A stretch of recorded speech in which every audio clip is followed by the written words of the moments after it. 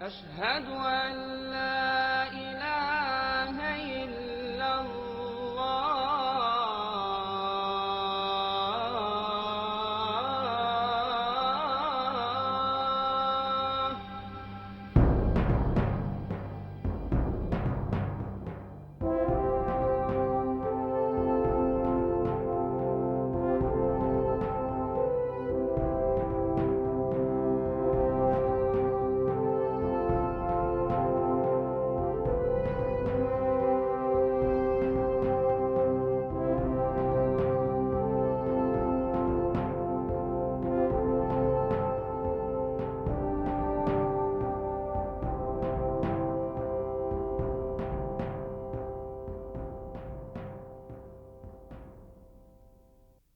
حي على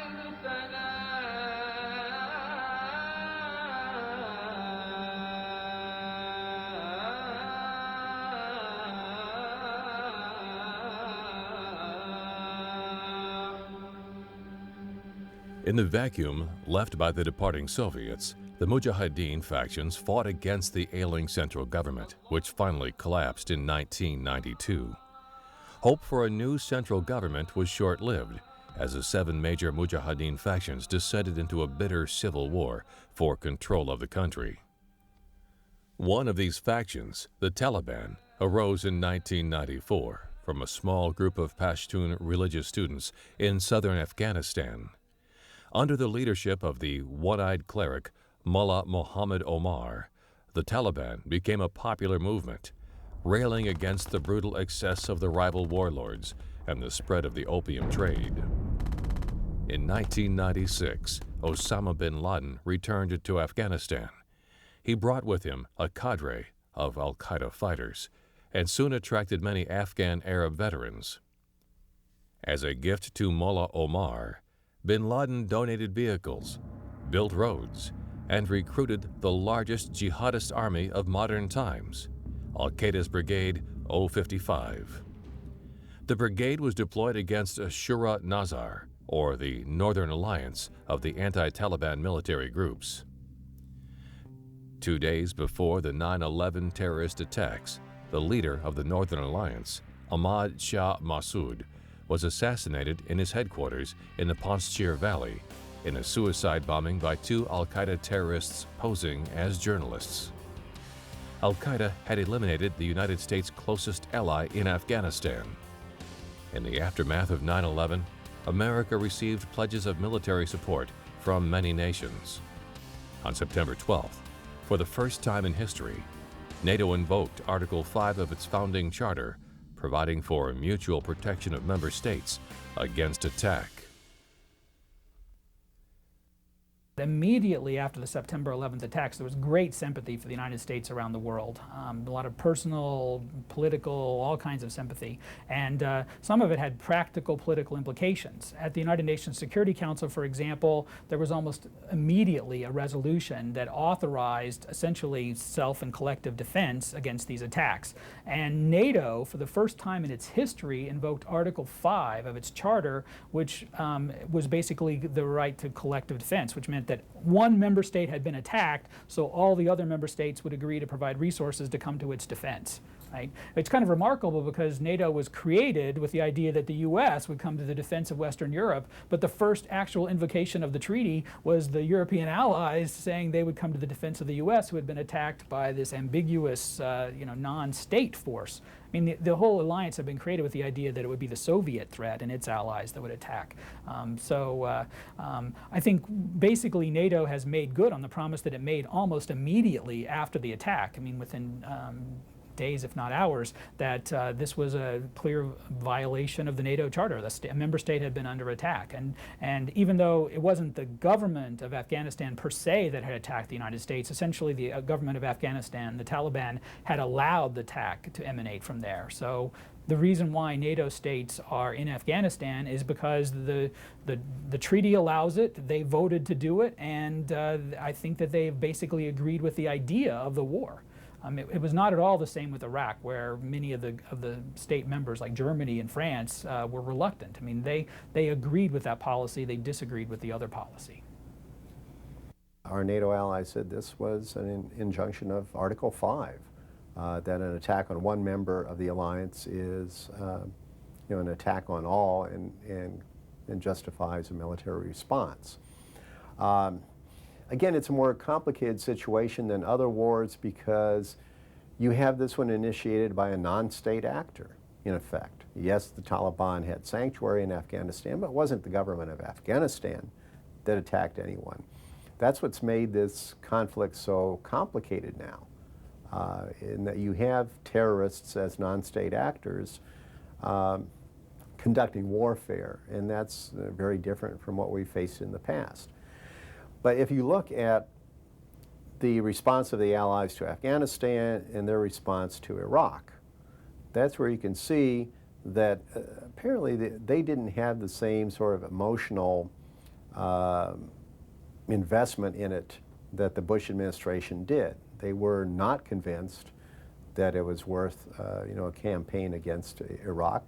On the other hand, Afghanistan clearly was, and that was, if you will, a just war, and they were willing to support it. This paved the way for NATO participation and deployment of troops in Afghanistan.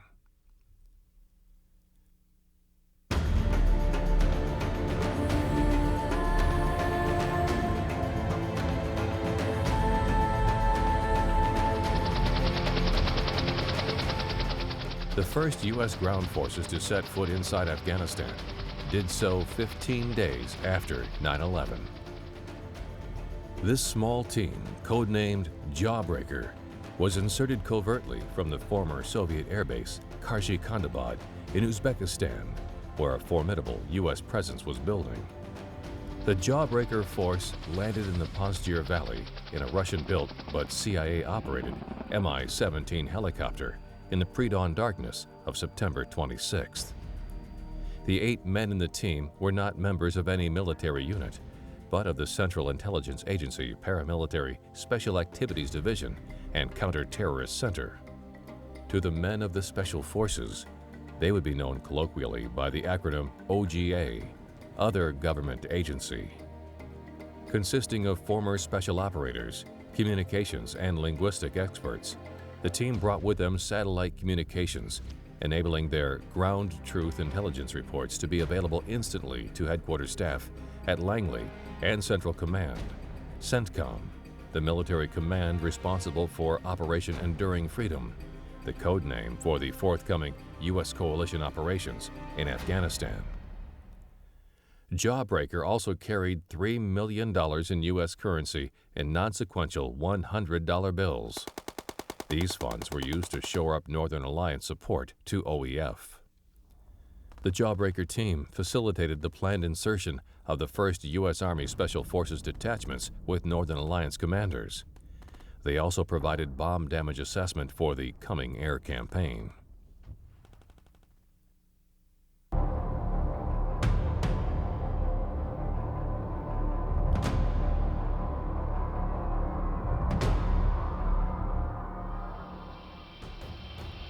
Operation Enduring Freedom began officially on the evening of October 6, 2001, with Operation Crescent Wind, the coalition air campaign targeting Taliban command and control and air defense facilities.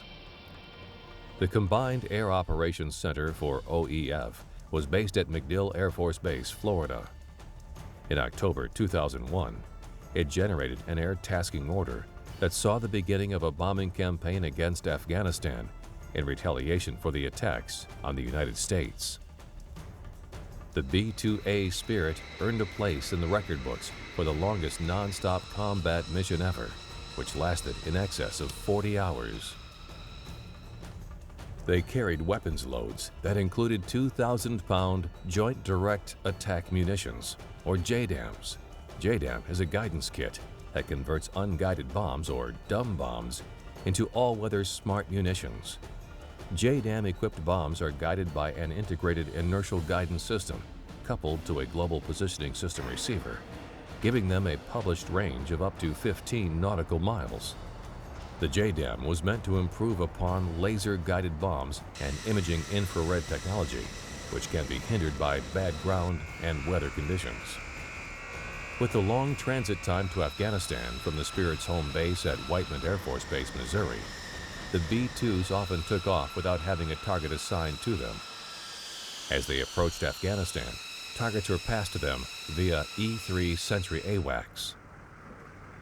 Targets ranged from terrorist training facilities, the Taliban's few radars, and airfields, to command and control facilities. The B-2 represents some of the most modern stealth technology in a manned operational aircraft, as the F-117 Nighthawk design bears the hallmarks of the 1970s technology. The smooth, clean lines of the B-2 are the products of the extremely powerful computers and software that were available a decade later. It is the aircraft's flying wing design itself that gives the B-2 its first level of radar avoidance and a reduced infrared signature. Most of the Taliban's aging SA-2 and SA-3 SAMs, along with their attendant radar and command units, were destroyed on the first night of operations, as were their small fleet of MiG-21 and Su-22 aircraft. While the B-2 struck the most important Taliban targets early on, conventional forces formed the backbone of the OEF. With the threat of high-altitude SAMs negated and total air dominance quickly established, aerial targeting soon focused on Taliban infrastructure, leadership and troop targets, as well as known al-Qaeda facilities. These targets were struck by a range of USAF, USN, USMC, and British RAF aircraft types, F-16 Fighting Falcons, FA-18 Hornets, B-1B Lancers, B-52H Stratofortresses, F-15 Eagles, and others, all gathered in the crowded Afghan airspace as the Taliban and al-Qaeda were driven to the mountains. The way was now clear for deployments on the ground. Under the overall leadership of General Tommy Franks, Coalition Forces Commander, 4 major task forces were initially dedicated to the OEF: the Combined Joint Special Operations Task Force, Combined Joint Task Force Mountain, the Joint Interagency Task Force Counterterrorism, and the Coalition Joint Civil Military Operation Task Force. The CJS-OTF comprised 3 subordinate task forces: Task Force Dagger, Task Force K-Bar, and the secretive Task Force Sword, later Task Force 11.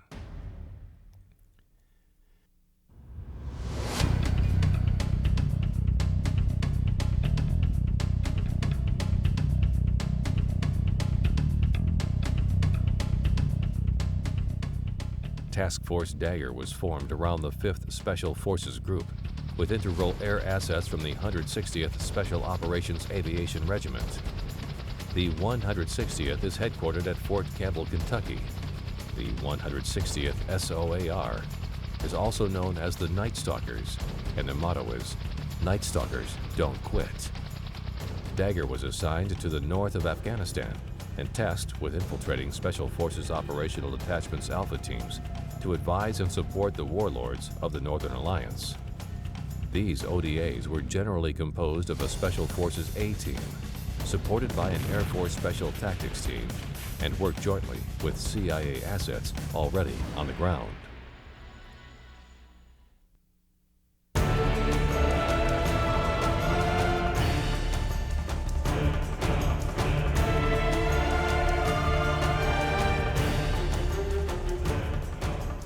TF-K-Bar was formed around a core of Navy SEAL teams, 2, 3, and 8, and the Army's 1st Battalion, 3rd Special Forces Group. The SEALs were structured in 16-man platoons, 6 men comprising a SEAL team. Platoons in OEF were most often deployed in sensitive site exploitation, or DA missions, while 4-man sub-elements were assigned to surveillance and reconnaissance operations. The SEALs are generally considered to be more focused on direct action when compared with the unconventional warfare focus of Army Special Forces. K-Bar was additionally the home of several SOF units from other coalition nations, including the German Kommando Spezialkräfte, Canada's Joint Task Force 2, and New Zealand's 1st Special Air Service Group.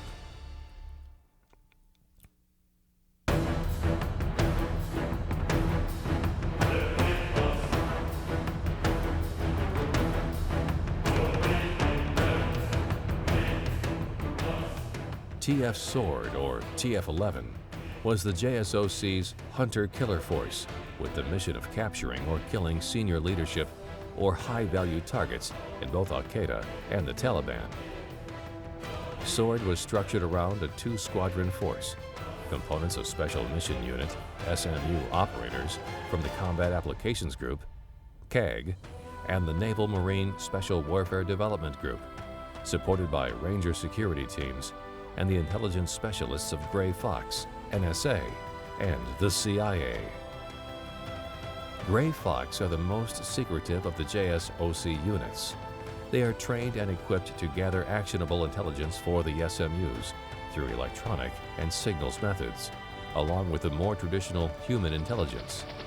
They were also experienced at manhunting, having helped target and capture HVTs in the Balkans, Somalia, and Colombia.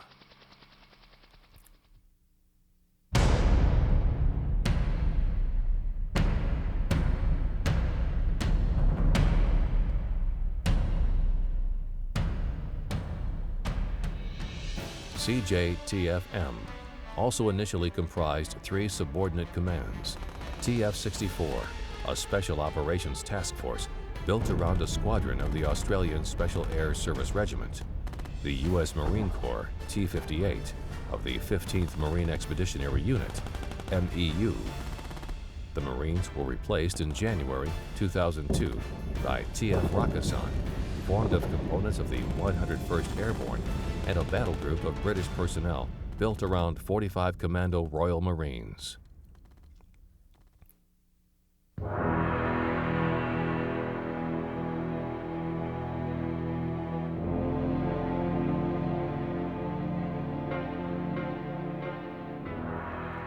As the aerial campaign continued, TF Dagger was planning to insert their first teams into Afghanistan.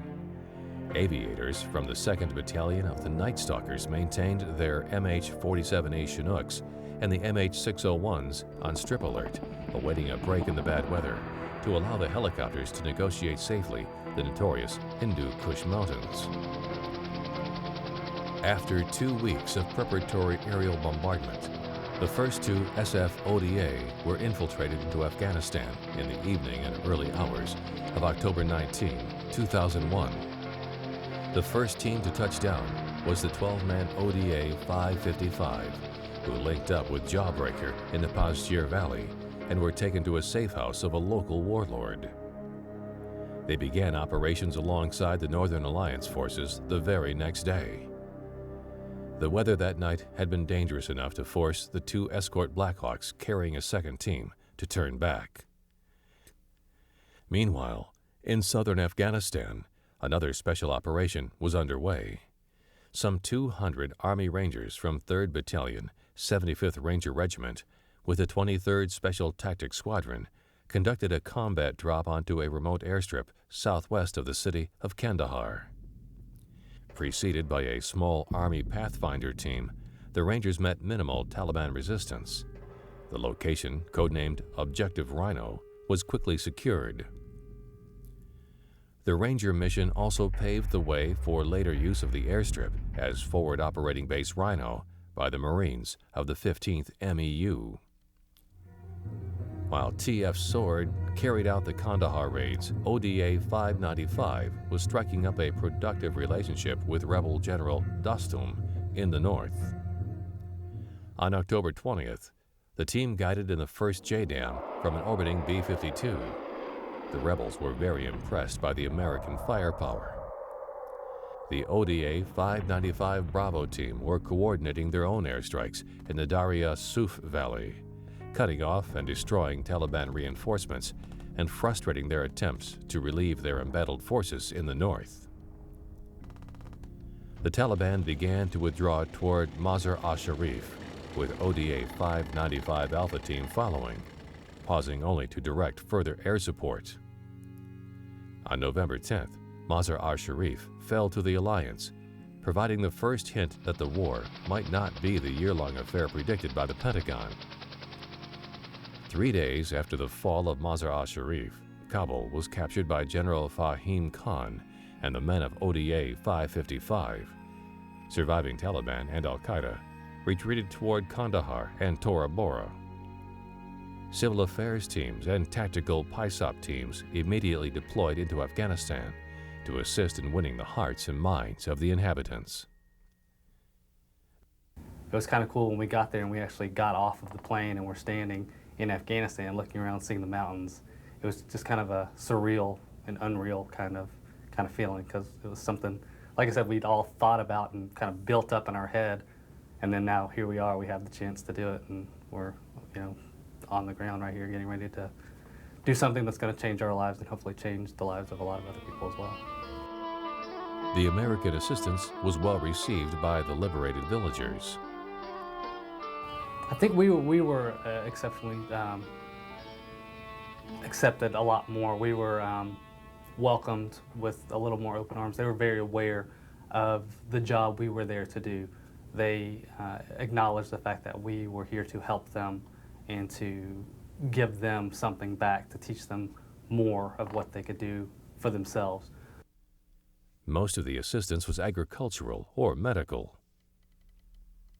We mainly wanted to focus on working and empowering the Afghan government, JIROA, so that the citizens of Afghanistan knew that their government was working for them. We were stationed at Bagram Airfield, and our area of operations was Bamiyan, Parwan, Panjshir, and Kapisa. That's north of Kabul.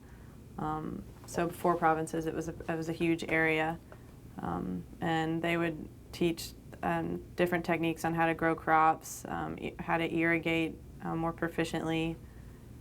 We did tractor training to teach them how to farm the land with a tractor, and basically just try to make them more proficient in their agriculture skills through the government. And they had it's called a DALE, the Director of Irrigation, Agriculture, and Livestock. And we would work with him. We would have extension agents that were spread out through the provinces, and then they would teach the farmers. So they knew that the government was working for them, and it wasn't just coalition forces. I actually got to participate in it was a medical aid station type thing that was set up in a village right outside of our base, where it was myself and 2 other medical providers, where we went out and just set up a clinic basically inside a school that wasn't being used. And we saw, it was over 3 days, and we started at 7 in the morning and went till 5 in the evening, and we just saw all of the villagers. I mean, they came from not only the village that we were working in, but from miles and miles around. They would walk, caravan in, however they could get there, just to be seen by some sort of medical person, because their health care in those villages are pretty much non-existent. So for me, that was a very gratifying thing. Being a medic, I felt like I actually got to take my knowledge and help children. The women would come in, the village elders would come in, just for anything from a bruise, a cut, broken tooth, runny nose, anything like that. So them coming in to see us and then leaving with a smile on their face and telling us thank you for providing something that they don't get on a day-to-day basis like we have, was probably one of my proudest moments during the deployment. The civil affairs team were always aware that their brothers were still in the fight. Every day you think about, yes, here we are in this completely new and completely different country from what we're used to seeing, but it's completely, totally beautiful. But you're very aware of, yes, we may not be actually fighting right this second, but there's other soldiers and other friends of ours that are in other areas that are most likely fighting every day, every minute, every hour. As the cities fell in rapid succession, T.F. Dagger's attention became focused on the last northern Taliban stronghold, Kunduz. ODA 586 used massive airstrikes to demoralize the Taliban defenders, and after 11 days of continual aerial bombardment, the Taliban asked for terms, officially surrendering on November 23rd. On November 25th, another FOB near Kandahar added more pressure on the beleaguered Taliban. The Marines sent in the 15th MEU, which was soon reinforced by the newly arrived Australian SASR squadron. Hamid Karzai began moving on Kandahar with ODA 574, gathering fighters among local Pashtuns until the militia eventually numbered 800. On December 7th, the Marines and Karzai's militia accepted the surrender of the Taliban in Kandahar. The campaign had taken just under 2 months, 49 days, from the insertion of the first ODA teams to the fall of Kandahar. It was accomplished by several hundred SOF and perhaps 100 OGA, supported by their determined allies of the Northern Alliance and the awe-inspiring might of United States air power.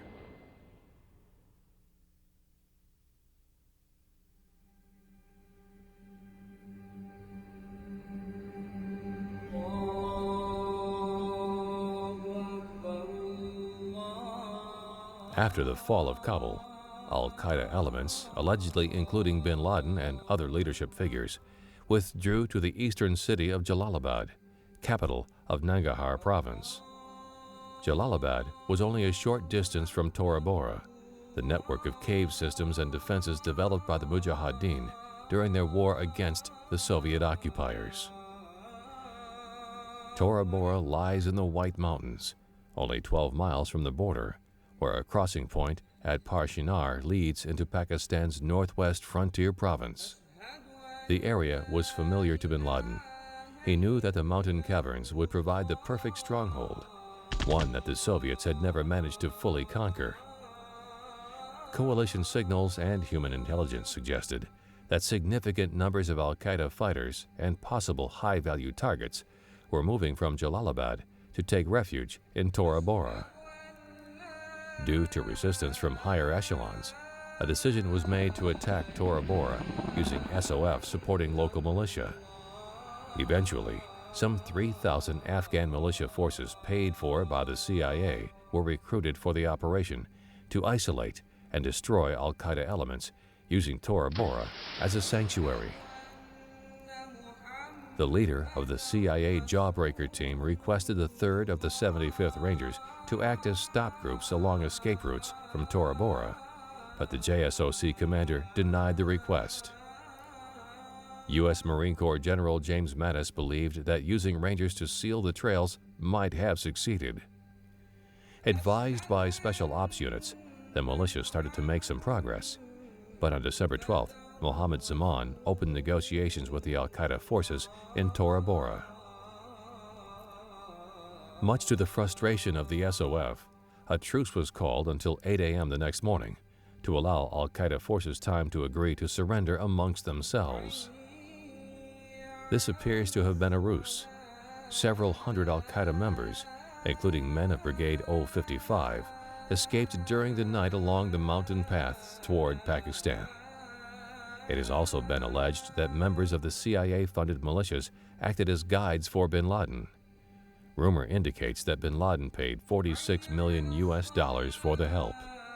By the end of 2001, Afghanistan was in coalition and rebel hands, but few realized at the time that 10 years later, U.S. soldiers and Marines would still be bleeding in the mountain nations.